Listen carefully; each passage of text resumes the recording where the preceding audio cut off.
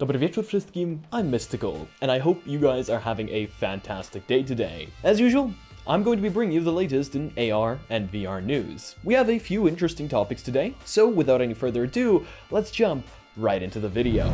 Quite a few of you were very concerned about V63 and how it would turn out to be, because in a previous video I mentioned that scoped storage was introduced, and this is quite a big problem as it takes away access to our Android data folder, meaning modding would be very difficult and require a computer of some sorts to gain access to that folder. Well, V63 not only comes with one of the most anticipated features for Quest, but it also fixes scoped storage. Scoped storage was actually something Android introduced, not Meta, and Meta just took the commit from Android. However, according to Ryanality on their forums, this has now been fixed, meaning you don't have to worry about scoped storage anymore. V63 also introduces one of our most anticipated features, laying down mode. This was promised quite a few versions back, and a few people say it was actually introduced, but then taken away. However, what's really weird is this isn't actually going to be available on the Quest 3, only the Quest 2 and Quest Pro. To activate this feature, you can just visit your experimental settings tab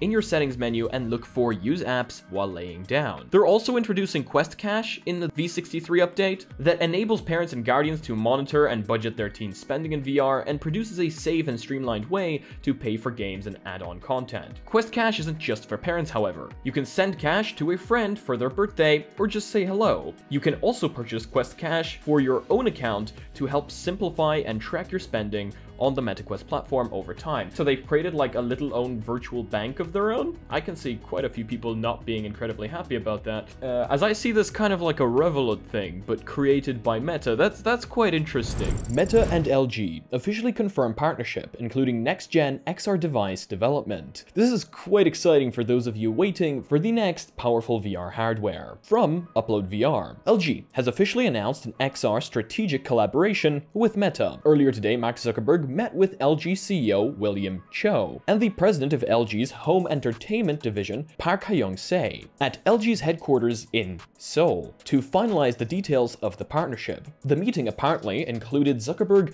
demoing the Quest 3 to Cho. LG confirmed the talks included discussing business strategies and considerations for next-gen XR device development, giving the following statement.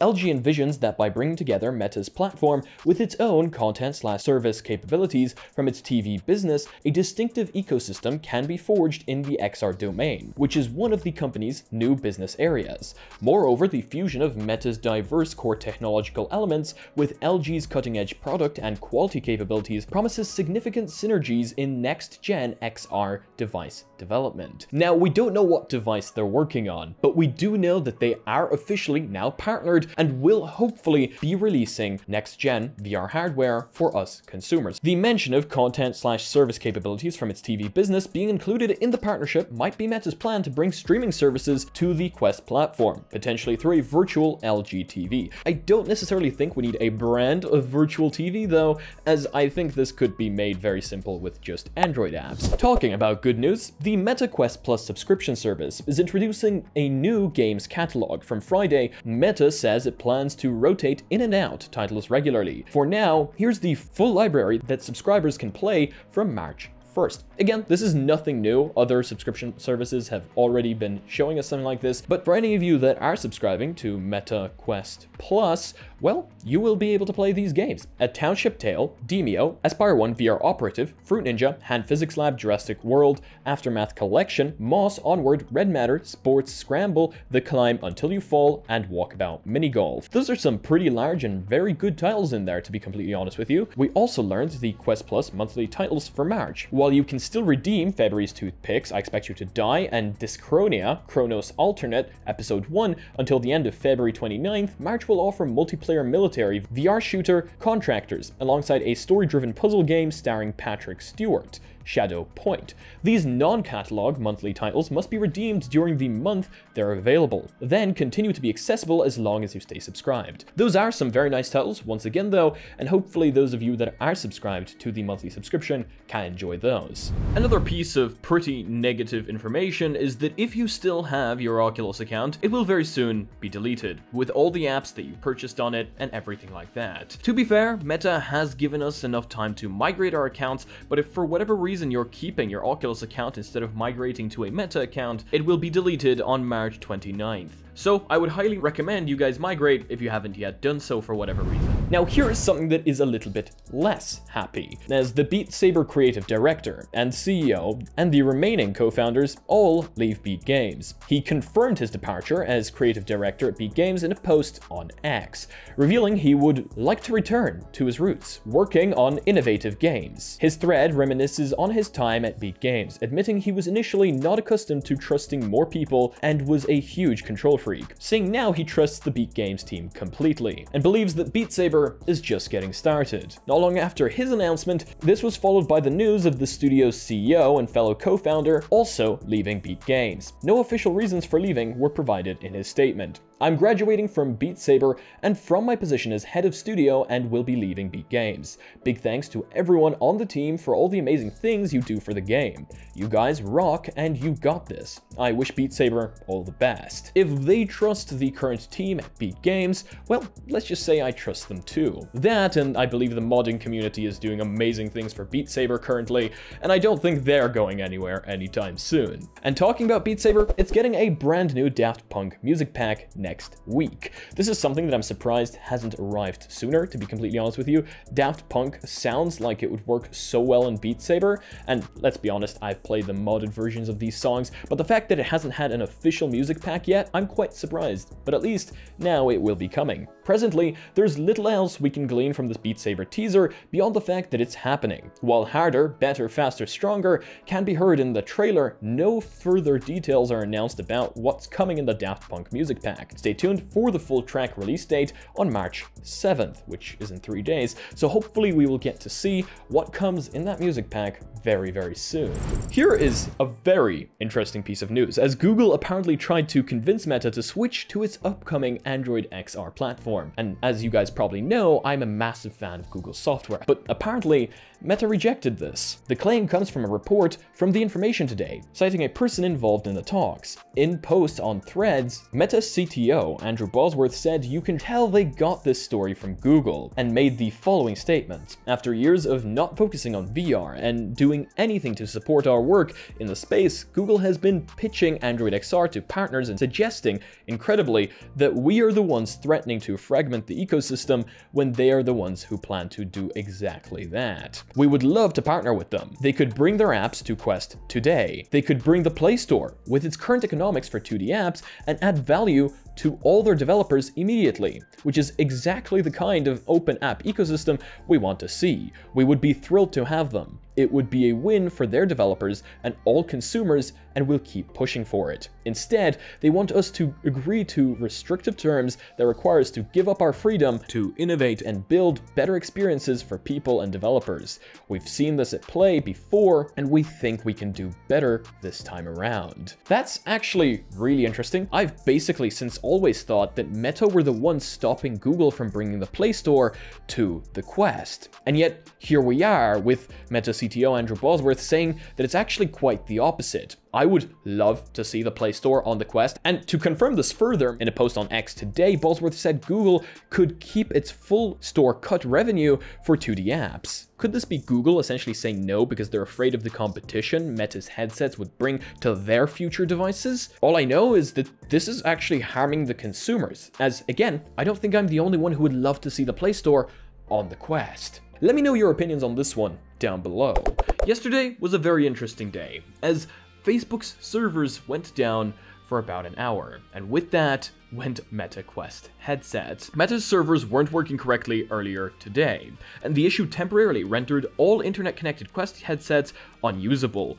Facebook, Instagram, Threads, and the Quest platform were inaccessible from roughly 7:30 AM PT. Trying to access them resulted in a login error. Though the outage is now over, all affected users will have to log in to their headset again. Wow, that is a pain. You may say that's not a very big deal, but this isn't the first time something like this has happened, and many users say that this is essentially proof that we do not own our own devices. Now, Quest headsets do not require Wi-Fi. However, if they were online, it seems this resulted in some sort of login failure and essentially logged you out, meaning you then couldn't play. And because the servers were down, you couldn't sign back in and work with the headset. If your headset was already offline, however, well, you were perfectly fine. So this is something to do with the server saying that you're signed in, and then Meta trying to connect to that server, and something in the middle not entirely working. Meta is, however, saying they have identified the problem, and if you want to know more about this issue, links to these articles will of course be down below, and they are making these headsets more resilient. So at least props to them for that. However, servers that aren't coming back are Plutosphere, as Plutosphere is unfortunately shutting down as Meta maintains its ban on cloud VR streaming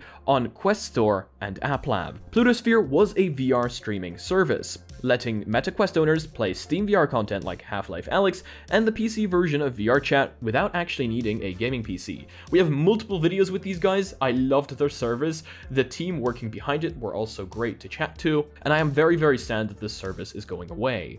It let a lot of users that wouldn't normally be able to play PC VR have access to a massive library of titles right there, as long as they had an internet connection that was stable enough. However, it looks like Plutosphere couldn't maintain their servers because, well, it wasn't accessible to everyone because Meta wouldn't allow streaming services on AppLab, etc. This is a very unfortunate situation, as now people that wanted to use Cloud VR can no longer use Plutosphere. I do, however, understand that maintaining servers isn't cheap, and I want to wish the team all the best in their future endeavors. Now, in case you're waiting for larger new titles, apparently one of VR's most successful studios is building 2 brand new games. Cloudhead Games is one of VR's most senior and most successful studios. Having not launched a new game since Pistol Whip in 2019, the studio tells Road to VR that 2 brand new games are in development.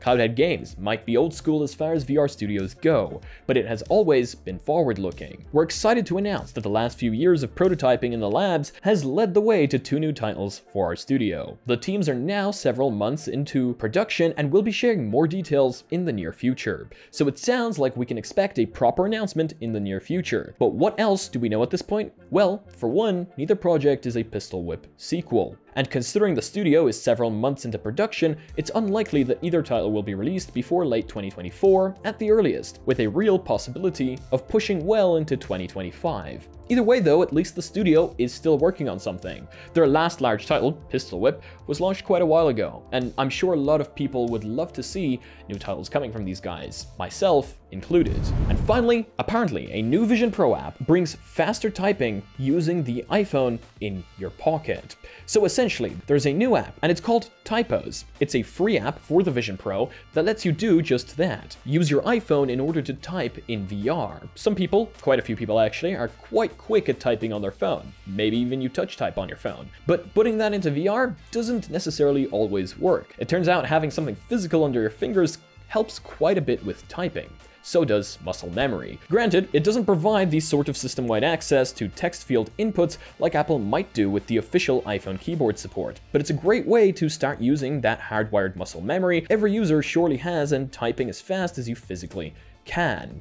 And I would love to see this thing system-wide, honestly, not just on the Vision Pro, but also on something like a Quest. I would love to have the option that when we start typing on a Quest, it connects to the nearest phone or the phone that has the Quest app open and allows you to type on that instead. The exact same thing happens on Android Auto. If I have a passenger trying to search for a song inside my car while we're driving, they can not only type on the physical screen in front of us, but a keyboard opens up on our phone as well. Clearly, that implementation already exists in other devices. Seeing it in VR seems like just a natural progression, and I would love to see it. Either way though, that's going to be it for today's video. I hope you all have a fantastic rest of your day or night. If you guys liked this video, please do leave a like. If you disliked it, I guess it works too, but let me know why down below. Join our Discord, join our Reddit. I want to see you posting your spicy memes on there. And thank you so much to all the Patreons supporting this channel. You guys are amazing. And thank you to anyone else supporting the channel in any way, shape, or form. Seriously, guys, you're helping out a ton. To all the super chatters, to all the donators, seriously, you guys are amazing.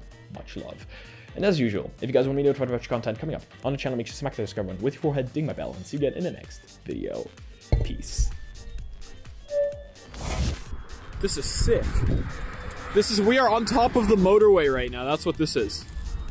That is awesome. That is actually so cool. I don't know what's happening with the flickering of my camera. I want to try long exposure.